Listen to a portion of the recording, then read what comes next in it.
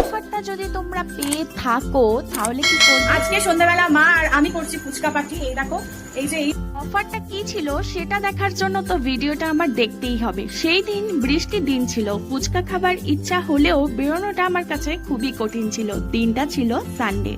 তার আগের দিন অর্থাৎ শনিবার আমি কাজ থেকে ফেরার সময় এনেছিলাম মুচমুচে ফুচকা।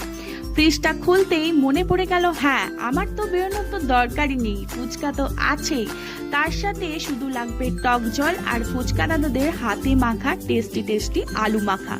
তো বাড়িতে অমন আলু মাখা বানাতে গেলে আমাকে নিজেই ফুচকাওয়ালা হয়ে যেতে হবে। চলো দেখি, এবার রান্নাঘরে গিয়ে দেখি মা আলু সেদ্ধ থেকে শুরু করে সমস্ত কিছু জোগাড়জাটি করে ফেলেছে।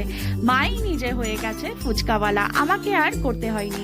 দিকে কালকে যখন ফুচকাগুলো এনেছিলাম তারই মধ্যে অনেকগুলো ফুচকা কেটে গিয়েছিল। যাই হোক, ফাটা ফুচকা দিয়ে আমি ভালো করেই আলুগুলো মেখে নিয়েছিলাম।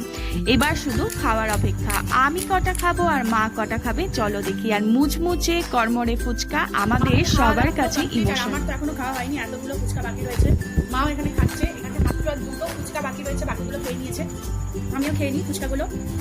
এরকম ফুচকা পেলে আর কি চাই, চলো খেয়ে নিই আমিও ফুচকা। সেই দিন ফুচকা পার্টিটা মা আর আমি শেষ করলাম ফুচকা দিই। আমি জানি অনেকেই ফুচকা খেতে ভালোবাসো, কে কে ভালোবাসো অবশ্যই সাবস্ক্রাইব করে পাশে থাকবে সবাই।